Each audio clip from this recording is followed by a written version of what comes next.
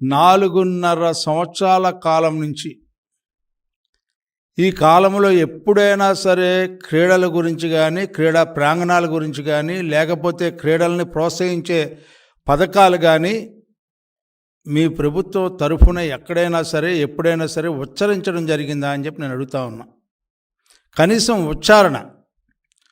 కనీస ఉచ్చారణ లేనటువంటి ముఖ్యమంత్రికి అకస్మాత్తుగా ఇంత ప్రేమ ఆడుదాం ఆంధ్ర అనే పేరుతో ఏమిటండి దీని రహస్యం అని చెప్పి మళ్ళీ అడుగుతా ఉన్నా.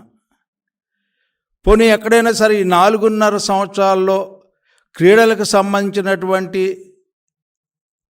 శాప్లో కానీ, శాప్ను అభివృద్ధి చేసే విషయంలో కానీ, శాప్ ద్వారా ఎక్కడైనా సరే క్రీడల్ని ప్రోత్సహించే ప్రయోగాలు కానీ, శిక్షణా కేంద్రాలు కానీ, గ్రామ స్థాయిలో కానీ, మండల స్థాయిలో కానీ, జిల్లా స్థాయిలో కానీ, రాష్ట్ర స్థాయిలో కానీ ఎప్పుడైనా జరిగినాయా అని చెప్పి నేను అడుగుతా ఉన్నా.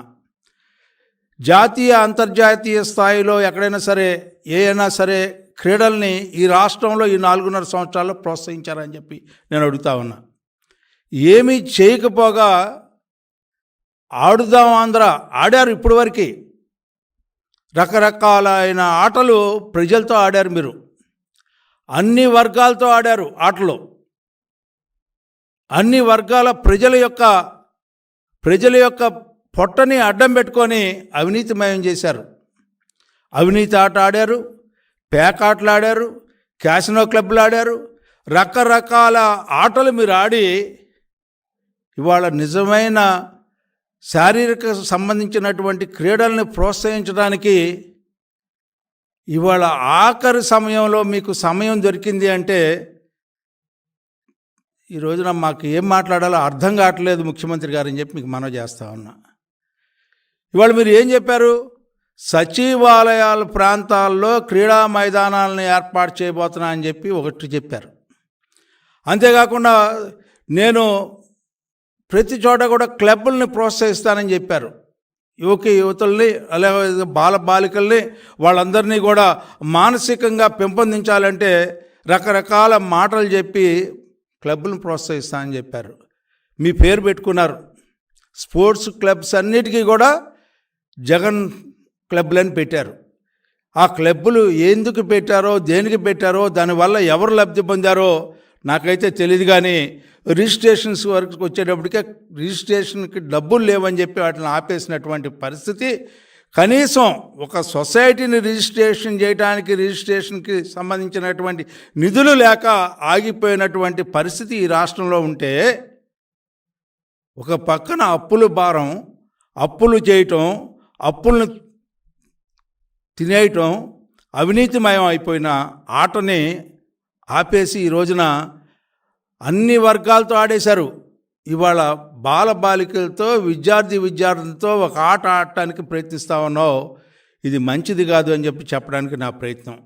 ఎందుకంటే ఇంతవరకు మీరు ఎక్కడైనా సరే, ఏ ప్రాంతంలో అయినా సరే, ఏ జిల్లాలో అయినా సరే, ప్రాంతాల వారీ కానీ, జిల్లాల వారీగా కానీ, మండలాల వారీగా కానీ మీరు బాలికలకు సంబంధించి, లేకపోతే విద్యార్థులకు సంబంధించి, లేకపోతే ఏ స్కూల్ మైదానాలైనా మీరు బాగు చేశారా అని చెప్పి నేను అడుగుతా ఉన్నా. వారి యొక్క శిక్షణ కోసం ఉన్న మైదానాలని, స్కూల్ మైదానాలని, ఏ అయితే ఆటలకు ఉపయోగపడే మైదానాలు ఉన్నాయో ఆ మైదానాల్లో కనీసం గడ్డి బీగటానికి కూడా మెయింటెనెన్స్కి ఇవ్వలేనటువంటి ప్రభుత్వం ఇవాళ ఆడుదాం ఆంధ్ర అంటే ఏంటండి? ఏం ఆడతారండి? ఏమైనా నువ్వు శిక్షణ ఇచ్చిన శిక్షకులు ద్వారా శిక్షణ పొందిన క్రీడాకారులు ఎక్కడైనా ఉన్నారా? శాప్లో చూసుకున్నా కూడా ఆ శాప్ మీద రకరకాలైన ఎలిగేషన్స్. క్రీడా స్ఫూర్తితో నడవలసినటువంటి ఆ శాప్ రాజకీయ లబ్ధి పొందడానికి, రాజకీయాలకి నిలయం అయిపోయినటువంటి శాప్. అంతేకాకుండా ఆంధ్ర క్రికెట్ అసోసియేషన్ బోర్డు పూర్తిగా కైవసం చేసుకున్నారు. ఎవరైతే అవినీతిలో మునిగిపోయి ఉన్నారో, ఎవరైతే అవినీతి పేరుతో మద్యం కేసులో నిందితుడిగా ఉన్నటువంటి విజయసాయిరెడ్డి గారి అల్లుడు, ఆయన దానికి చైర్మన్. ఇంకో పక్కన ఒలింపిక్ అసోసియేషన్ కూడా కైవసం చేసుకోవడానికి ప్రయత్నం. అంటే మీ యొక్క ఆలోచన రాజకీయం కోసమే తప్పితే ఆ క్రీడా స్ఫూర్తి, ఏ క్రీడా స్ఫూర్తి అయితే క్రీడలు ఎవరి కోసమైతే ఆ స్ఫూర్తి, క్రీడా స్ఫూర్తిని, ఆ స్పోర్ట్స్మెన్ స్పిరిట్ని చంపేయడానికి ప్రయత్నిస్తూ ఇవాళ మీరు ఆడుదాం ఆంధ్ర అంటే ప్రజలు భయపడతా ఉన్నారండి.